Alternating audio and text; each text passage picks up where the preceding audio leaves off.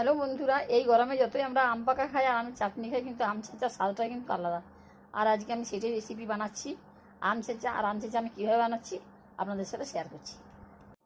এই যে আমটা আমি কুচি কুচি করে কেটে নিয়েছি, আমগুলো আমি ভালো করে ধুয়ে নিয়েছি। এবার একটা আমি শিলে ছেঁচে নিচ্ছি। আপনারা চাইলে মিক্সিতেও বাটতে পারেন। এই যে আমার আম ছেঁচাটা হয়ে গেছে। এবার এটাতে আমি চিনি আর পরিমাণ মতো লবণ দিয়ে দেবো। আম ছেঁচাতে অবশ্যই চিনি দিতে হবে। একটু পুদিনা পাতা আর একটা কাঁচা লঙ্কা বেটে নিচ্ছি। এবার পুদিনা পাতা আর কাঁচা লঙ্কা বাটাটা আম ছেঁচার সাথে মাখিয়ে দেবো। এই যে আম ছেঁচাটা রেডি হয়ে গেছে।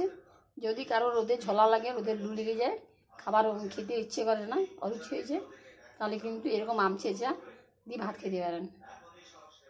এই আম ছেঁচাটা কিন্তু একটা বিশেষ গুণ আছে। যদি কারো অরুচি হয় বা রোদে ঝোলা লাগে, খেতে ইচ্ছে করে না এত, তা ভাতের সাথে এই আম ছেঁচা দিয়ে ভাত খেতে পারবেন। বন্ধুরা, দারুণ হয়েছে খেতে।